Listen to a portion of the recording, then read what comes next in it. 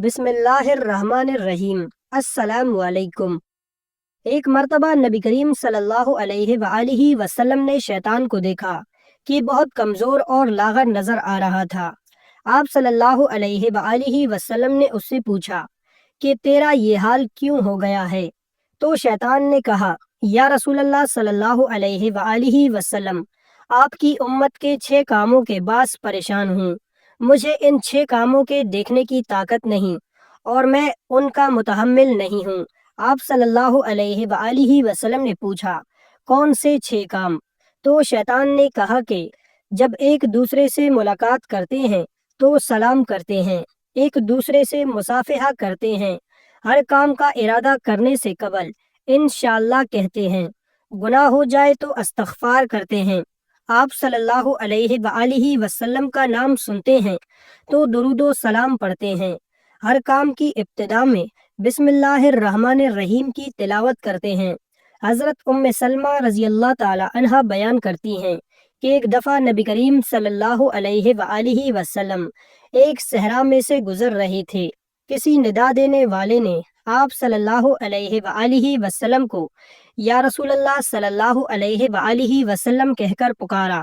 آپ صلی اللہ علیہ وآلہ وسلم آواز کی طرف متوجہ ہوئے، لیکن آپ صلی اللہ علیہ وآلہ وسلم کو سامنے کوئی نظر نہ آیا۔ نبیوں کے سردار نے دوبارہ غور سے دیکھا تو وہاں ایک ہرنی بندھی ہوئی تھی۔ اس نے عرض کیا، یا رسول اللہ صلی اللہ علیہ وآلہ وسلم، میرے نزدیک تشریف لائیے۔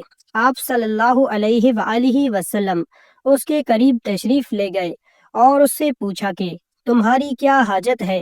اس نے کہا کہ آپ صلی اللہ علیہ وآلہ وسلم، مجھے آزاد کر دیجئے۔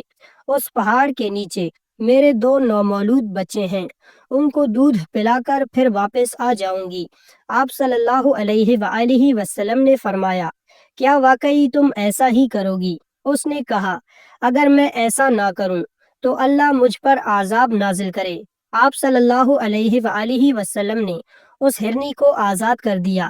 وہ ہرنی پہاڑ کی طرف گئی، اپنے بچوں کو دودھ پلا کر پھر واپس اسی جگہ آ گئی۔ اتنے میں اس ہرنی کا مالک بھی وہاں پہنچ گیا۔ اس نے آپ صلی اللہ علیہ وآلہ وسلم کی طرف دیکھ کر کہا کہ آپ کی میں کیا خدمت کر سکتا ہوں؟ آپ صلی اللہ علیہ وآلہ وسلم نے فرمایا، اس ہرنی کو آزاد کر دو۔ بس اس نے جیسے ہی یہ سنا تو اسی وقت ہرنی کو آزاد کر دیا۔ ہرنی صحرا میں دوڑتے ہوئے یہ کلمہ حق بلند کرتے ہوئے صدا دے رہی تھی کہ اللہ کے سوا کوئی عبادت کے لائق نہیں۔